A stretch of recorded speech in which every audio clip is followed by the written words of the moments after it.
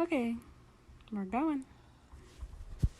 Okay, so what I was gonna say was that to me, the album feels like it's about like growing up, like not so much like a love. Like I mean, yes, it's like growing up surrounding like like a unrequited love, obviously, but I think like more than anything, it's about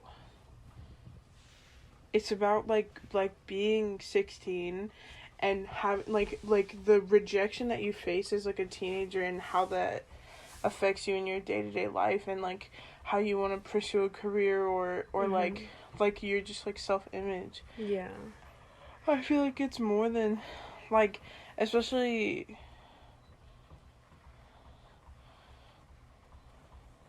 I'm just gonna talk as if it's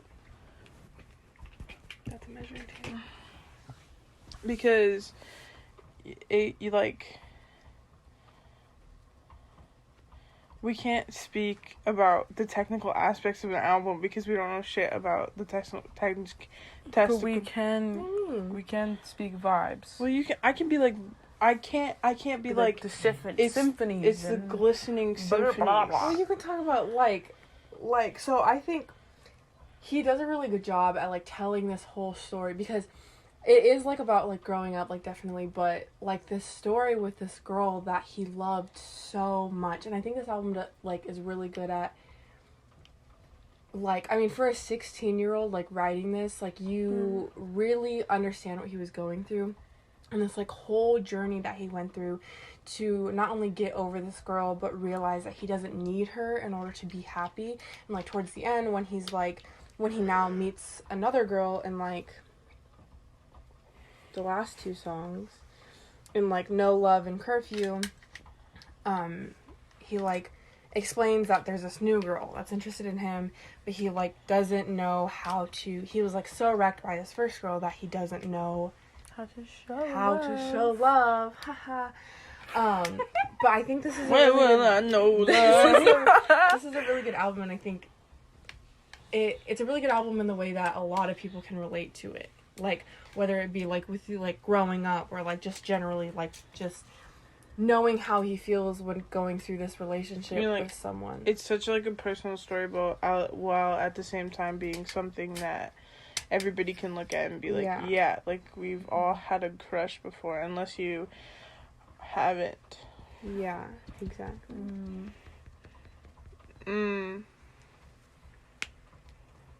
When will I know that? Should we go through the songs? Like, just each at the... Okay. I'm gonna barely remember them by name, so I'm not gonna lie to you. What do you mean? We just listened to the I don't know what to tell you. I have the brain of a fish. Okay. No, you have the... So, the it starts off the album fish. with Rex's intro. It's like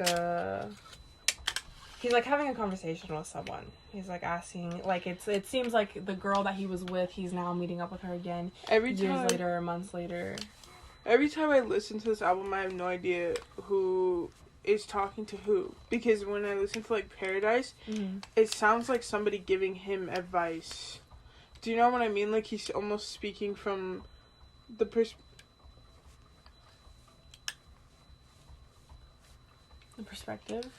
He's almost speaking from the perspective of he's almost speaking from the perspective of someone who's like died, or like this perspective of like a mentor figure, which obviously like I definitely think I was thinking about that like and like in Paradise at the end of it cuts. There's a sharp cut, he doesn't finish his sentence.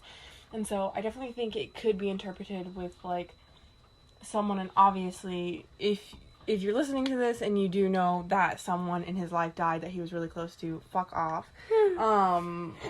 But it could be interpreted like that way, because I had that same thought too when it sounds like a mentor figure of some sort, right? Yeah, I definitely thought he was like, I'm so fucking sad, I'm gonna kill myself. When I do, move on. I was a waste of space anyway. Vibes. So I feel like that's bringing up some trauma, deep-rooted somewhere. That's not for YouTube though, so fuck off. Break off. Oh god, sorry.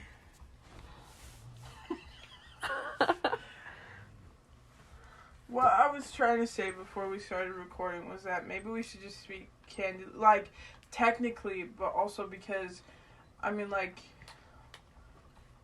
I was saying we shouldn't limit the conversation in the way that we shouldn't limit the conversation to, because I was like, while I was listening to the album, I wanted to ask you guys what, like, growing up meant to you. And, like, that's what, like, I wanted to have a conversation about it. And I was like, but I can't really have a conversation about that within, like, a, you know, on a recording, because I was like, that's not what we're doing. But I was like, why is that not what we're doing? Mm-hmm. As long as we keep it, like, in But tune. I also, no, I know, but I'm saying, like, I don't even think that it needs, I'm saying that in conversation can go off theme, or it can be, like, because I'm enjoying the conversation of talking about the technicalities of each and every single song.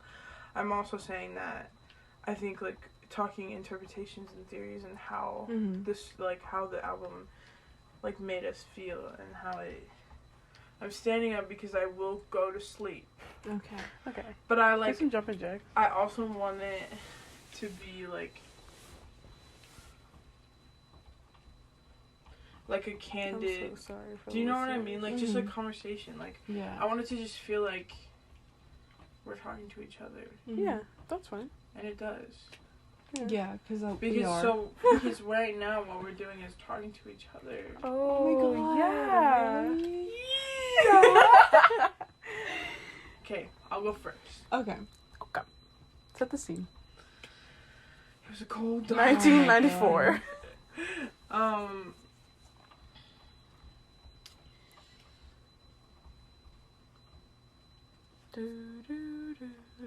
See, I don't even know, because I think, like, I didn't think past that, like, what does growing up mean to me. I just know that it reminds me of being, obviously, the album almost, like perfectly encompasses being a junior in high school who has a crush on somebody who, like, a junior or senior in high school who has a crush on somebody who, like, they don't, like, the love isn't reciprocated. But I also think that the album explores a lot, like, the concepts of,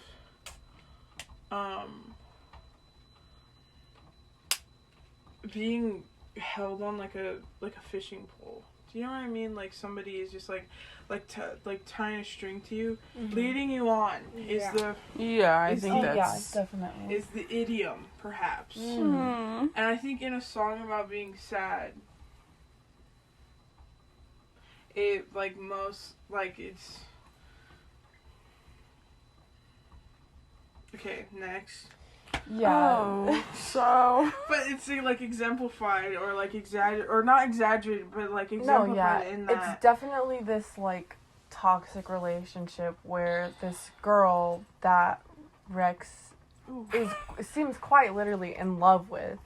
Yeah. She's, like, she knows the power that she has over him.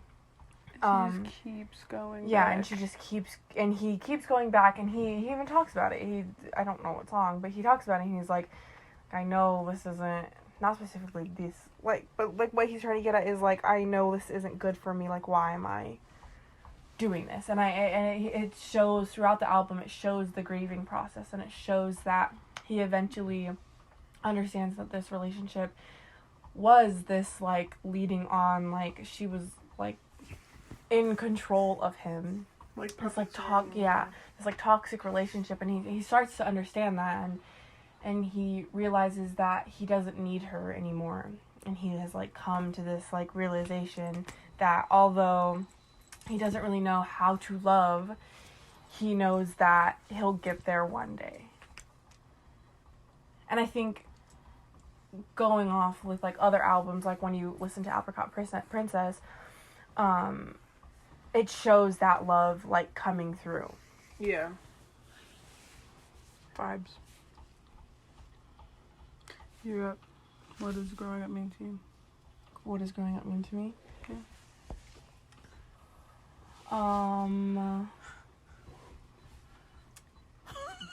I feel like that's, like, kind of, like, a hard question to answer just because, like, I didn't, like, have, like, a normal childhood, and so, like, I did have to grow up, like, faster than normal. You trying really hard not to sit down? Shush. But like I think growing up is just like this sense of like wonderment, like towards the world that you get like with being, I guess, like by yourself, but like not necessarily by yourself, just because obviously like personally I am surrounded by people that like I know will always be there, but like just a sense of wonderment of the world and like what's coming. Like discovery? Next. And like, yeah, and like discovery. Like exploration? Yeah. Because, I mean, you can't help but obviously explore stuff you can't help but... You've never experienced the world, so how can you not explore it? Exactly. Oh, did we just break my bed? I have to buy new risers. I didn't even do nothing. Can you check if it's broken? What? The riser? How do I check it? Just see if it... It's literally like plastic. Like, see if it just went through. Oh, God. I don't have this program for a quick... Not there. It's at the corner. It's at the corner. Other corner. The top corner? Yeah, I think so. I need more instructions. What am I looking at? Okay, I'm gonna go over there. I really have no idea. Move. Oh my god, look at this spot on the bed.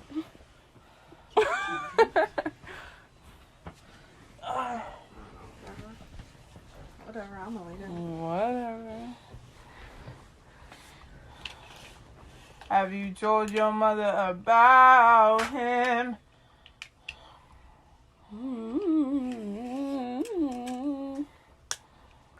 Wonderment.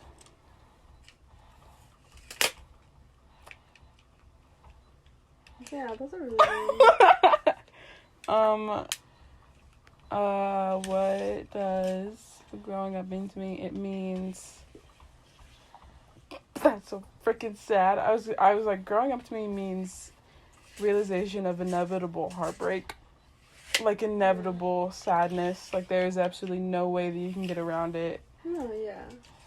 I feel like it should definitely be like, you know... No, but that's not playing games outside anymore. Yeah. But, like, I was like, I have blocked out so many, like, bits and pieces of my childhood. And then I, not grew up in the same sense that I, like, got more mature, but I, like, literally, I turned 17 one day, and I was, like, looking through a box of stuff, and I was like, I actually have no idea what any of these pictures are from, or what happened at any of these days, and it was, like, 3 years of my life that I could not recall. It's because I was, like, going through, like, a hard time, or, like, something was going on in my life, and I just did not want to think about it, so I think of growing up as me being like, oh, okay, like, there's no... I, like, shouldn't block out those bits because they're, like, I can always, like, I can, like, sift through and, like, find something good. But inevitably, you, like, can't go around, like, being sad at some point or, like, going through crappy things. So... Real hot girl shit. I'm in my bag. I'm in his, too. Got new shoes. Have you ever experienced a heartbreak like this? Or like a long... You know what? I think I am not the... I think that's an obvious answer. I experience heartbreak constantly. And I think... Constantly. Every morning I wake up and I break my legs.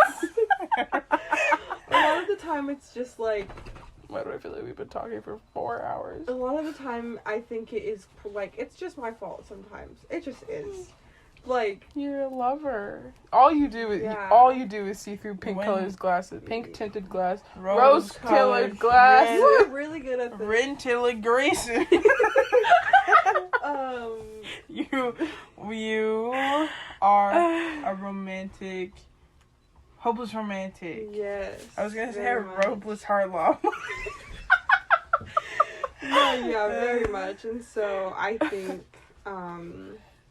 although I don't know what love is. I don't know what it is. Like romantically or just like romantically? generally? Yeah. No, romantically. You I love know your what- cat. I love my cat. I love you guys, you know. But it's I like... don't love you. Shut up. Anyway. So... Oh, God. But, like, I don't think I know romantic love. But I have gone through a lot of heartbreak. And obviously, some of it isn't my fault. Everything not my fault. All of it's Fuck your you guys. But I think I do, I definitely do see, like, through rose-colored glasses a lot of the time, and I just... You can't help it. I can't help Why it. do you... Why? Oh, I was literally about to be like, why do you think that you see through rose-colored It's glasses because so I'm a often? Pisces, so... Oh, it's because... I literally knew she was going to say that, and I knew you were going to be like, what does that mean? And the answer is, that's just how it is. That's quite literally just how it I is. didn't say anything. I romanticize a lot of things, and it's just because... That's how you cope with things. that's how I cope with things, and I'm constantly just making scenarios in my head. I can quite, say this confidently, 95% of the thoughts that I have daily are just, made up scenarios in my head. So we all have, is it, does everybody surrounding us, or, our entire generation have, an escapism issue? No, because there are definitely, Bass Pro Boys who are like, I love my life. Yeah. But it's not even that I don't love my life, it's just, oh, okay, well... But it's I'm hesitant to say that because I don't want to get attacked. But I'm not saying I'm saying there's people in our age who are genuinely sitting there being no, I don't the life that I am literally living is as romanticized as I want it to be. I don't feel the need to go anywhere. I was that is brazy. That is absolutely bonkers. Yeah. Imagine being content. I've been content before. But not in a relationship. I meant where you live and who your friends are. Well, I mean school. For a lot of people, I think it's almost to make your goal, to make your goal to be content, I think would result in you inevitably not being content. Yeah, I feel striving for just being content is I always say that I never want to be content, I want to be happy, because there's a difference. Mm-hmm. And it's just if you're just content with your life, then you have settled. You've settled, and it's the worst thing. Yeah, and so it's quite settling is quite literally the worst thing that you can do to yourself ever. You might as well die. Literally. No, you might as well just die, because it's you're not living the life that you want to live, even if it's not some extravagant life, you know what I mean? But it's striving for content is just there's no point. You have to strive to be happy. I've recently had a really hard time defining what success meant for me, because I always was happy and healthy, you know? But I don't know where I heard it from. Probably a TikTok, honestly. Somebody brought up the concept of happiness is overrated. Being happy is or striving to be happy all the time means that you're the same way that striving for contentness or whatever is it strips away things that you the emotions you could potentially feel. Striving for content strips away the emotions that you could potentially feel. Striving for happiness strips away the emotions you could potentially feel, meaning that being human is being sad, it's being angry, it's experiencing those dull moments in life. Yeah. So I think and so I've been back and forth, because I'm so I think contentness is probably a more accurate description for how you would want, because the overall when you zoom out, look at the big picture, you overall want to be yes, I've had a good life, therefore I'm content with it, I'm alright with the things I've done. Yeah. Or I mean, I guess see, and even at that, I would rather be yes, I'm happy with the films that I've made, or I'm happy with the projects that I've worked on, I'm excited about them, I'm excited about the movement and the you know the education that I the learning curves that I've pushed through. you know, but I think it's still difficult to be like, so, like, because I don't want to be happy, I almost want to, like, be content, but I want, like, the overarching arch of my life, like, if I could zoom out and put, like, a metric to it somehow, to have, like, more happy points than, like, content point, or, like... Yeah. Well, I think in order to be happy, you have to feel every single emotion that you can feel. Yeah. You have to go through everything.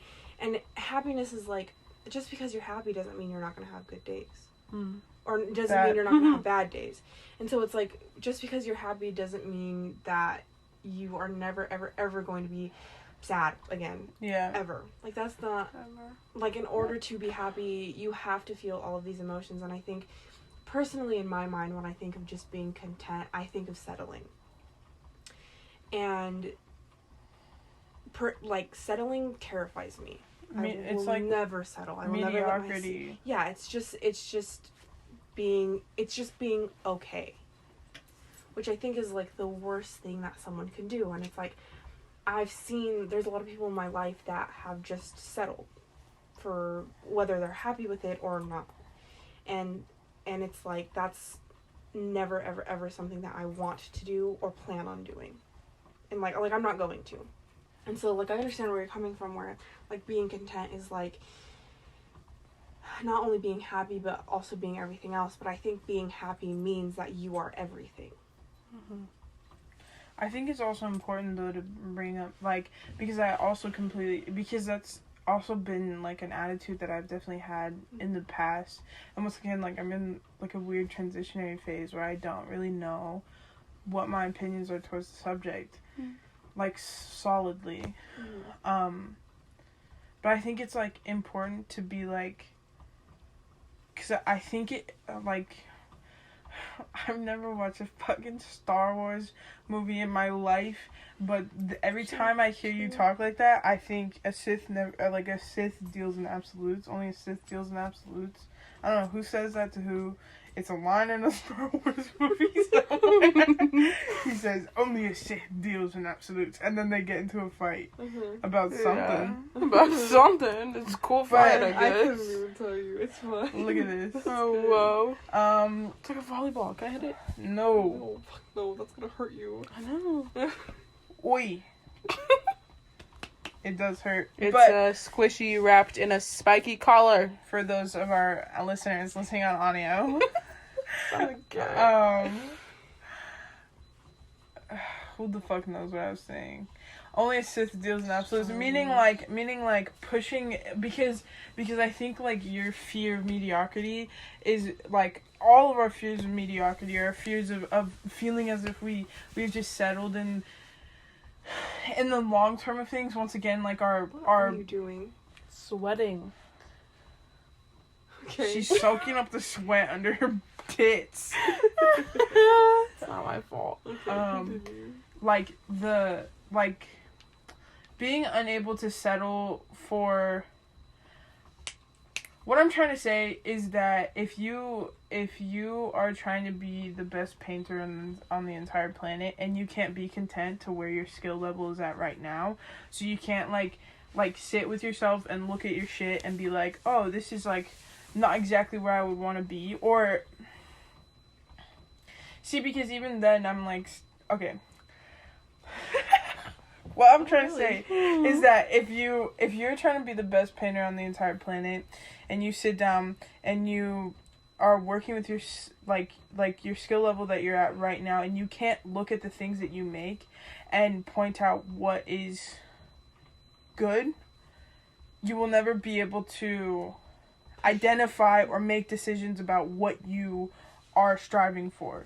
Do you know what I mean? So if you don't become, like, content with the things that you're working on in that specific moment, you will never, I think, really, you become, like, tunnel vision, because you're, like, you become, like, won't be right. Yeah, like a toxic perfectionist, because you're constantly trying to sit there and be like, I want this to look exactly like, you know, like, I don't know, like a Renaissance painter painted it or whatever. Yeah. But it's, like, because you're so, like, you become, I think, like, with that mindset, you become so fixated on, like, on like the future and what's coming in the future, and you become like a worrisome person, and you like that anxiety like overrides what's currently happening in the present and where you are and who you are as a person, so you can't like focus on the moment that you're in right now to like assess that skill and like gauge what you need to do, like what steps you need to make to get to that long-term goal. Mm-hmm. So what I'm saying is that you're wrong, Mm-hmm. and your opinions are dumb, Mm-hmm. and you're also a little bit stinky. Yeah. This is my Apple Watch 5. I think you're the stinky one. Okay. Yeah, that's what I thought. Pussy. But see?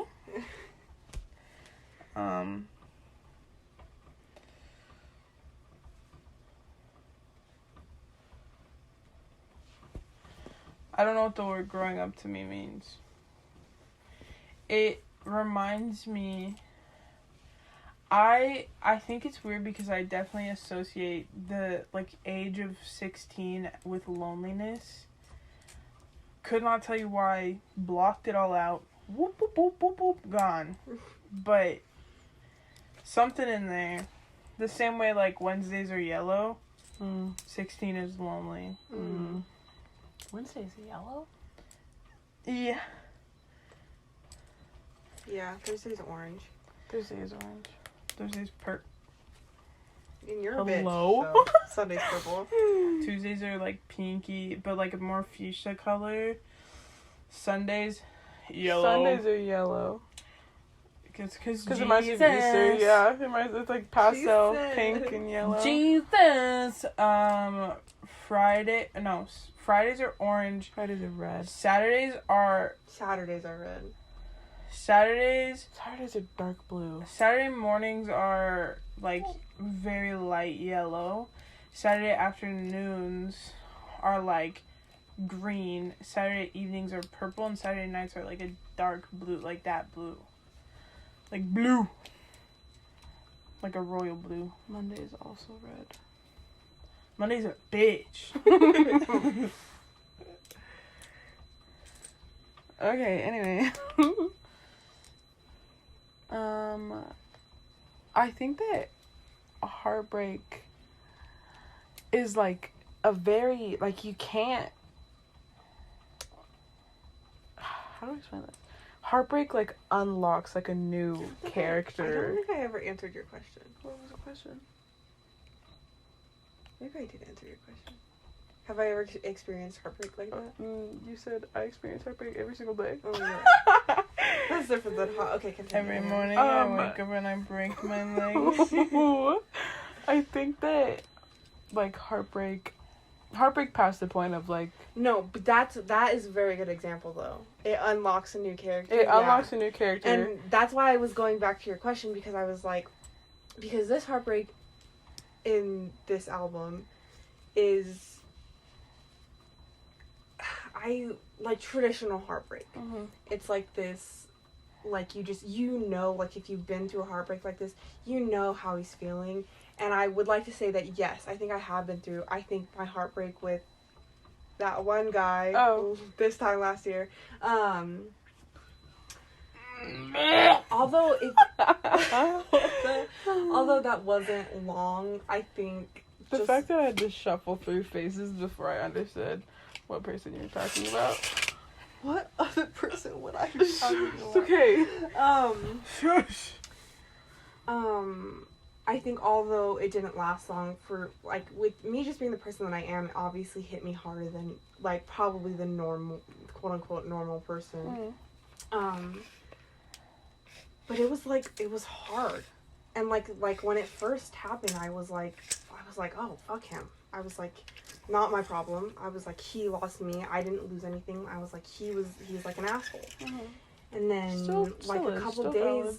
Yeah, and then and I genuinely thought like I was doing okay. I was like, I'm fine, like whatever. I was like, I'm not even gonna cry. I was like, he doesn't deserve it. Yeah, I was like, he doesn't deserve it. But also it was weird because I mean, maybe subconsciously I was like telling myself this, and then my brain was like actually like, no, no crying. But then like a couple days passed and I broke down. I like completely, I was like, I don't know what I'm doing. I was like, this fucking sucks. And I like got into Marissa's car and I just started sobbing, and I like went to Parker and I was like, this is horrible. I was like, he fucked me up. I was like, why, like, wasn't I good enough? Like, what did I do wrong? And I was like, and it like changed me. Like, and I like didn't really notice it until I didn't really notice it until it was like I was trying to like talk to other people. Like, I got like Bumble or whatever, and I was like, I can't do this. Like, I cannot do this. Like, no, absolutely not. And so yeah, and like saying like it like unlocks a new character, I think is like a really, like, it just unlocks it makes you look at things. Your glasses got like 5% clearer. Yeah. And it just like makes you realize things and just look at things differently, and it sucks. It like sucks. The person you become after heartbreak is much wiser, but a bit of a fucking downer. Yeah. God damn. Yeah. A bit of a downer. She was like, I was like, hey, buddy. While I was listening to this, I was like, listening to what? The album we just listened to. Just standing talking. I was just zoning out actually the whole time. God, man. While I was listening to this album, first I was like thinking to myself, I was like, oh, like, have you ever experienced heartbreak like this? And I was like, no, not this like specific. Like, obviously I've like had crushes. I didn't have a crush back, and I was like, fuck. But like, it was not ever that like this dramatic. Like, I never like felt like a guttural pain until I got cheated on, and even that was not this extreme. Like, it lasted, well, it actually, and there's a couple of scars, but like, I never like, I don't know, I wouldn't make an album about it. He's kind of a dick, so hello. Anyway, but I was like sitting here and I was like, I like felt like attacked, because I was like, I relate more to the girl. Like, there are two people that I'm thinking of who would probably listen to this album and think of me. And I was like, fuck, dude, god damn it. I was so dumb when I was 16. Are you a bad person? I don't know. I'm figuring it out, I guess. But I was like, I don't want to think about any of my mistakes. And it's like, but yeah, that's how I felt with the album. It reminds me of me in the worst way. Like, that's like one of the, like, that's like for like a long period of time I was like, am I a bad person? Which is why I was like, oh, like, I'm always a villain, like, I'm always a bad guy, everybody sees me as the bad guy. And then I was like, well, you're kind of a dick. And so I was like, I'm kind of a dick. And I just never left that scene for a long time. And then I listened to this album and I'm like, there's a lot of people who still think I'm kind of a dick.